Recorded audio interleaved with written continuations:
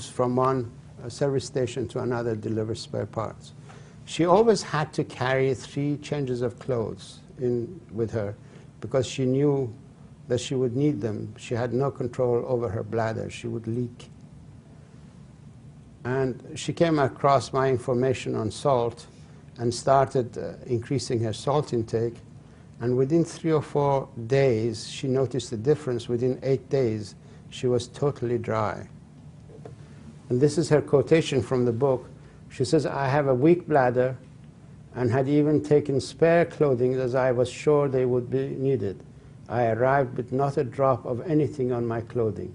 I had talked myself off salt, a bad mistake." It's a bad, sad experience that 15 million people have that? I understand that there are this number of people who have this problem and bear it with a lot of grace, but unfortunately they are suffering. So salt is a vital element. We come to the gist of what I had experienced in the prison, because in prison we were all stressed and we didn't have activity, we were not able to move, we didn't have a proper environment of health. So I tried to find out what is the connection to dehydration. Then I realized that in stress, vasopressin is secreted, which I explained is a transmitter, neurotransmitter or hormone that operates the reverse osmosis program.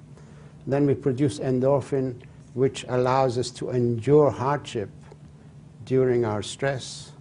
Then we produce prolactin, because prolactin is the element that is needed by the body in the reproductive phase of life in order to keep reproductive organs functioning.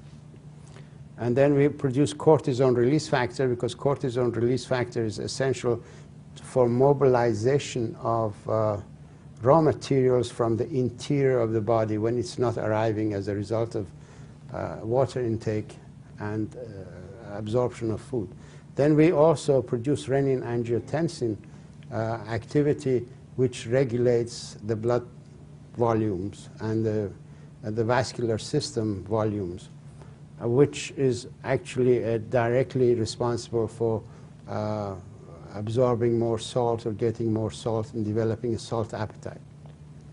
As a result of my research and my understanding the relationship between histamine, hydration, histamine production to renin-angiotensin system activation, and vasopressin and prostaglandin production, define the following conditions as the primary indicators of or consequences of chronic dehydration. This is not a leap of faith, it's an actual fact that when you are dehydrated, those elements become secreted, and this relationship, because of our knowledge of medicine, have to be assumed to be produced by dehydration. Dehydration manifests itself in the body by 4 different ways. The perceptive feelings that the brain becomes aware of dehydration first and produces its own markers of dehydration, which we never understood. Then water rationing programs are the next indicators. And then we have crisis calls of the body for water and disease complications.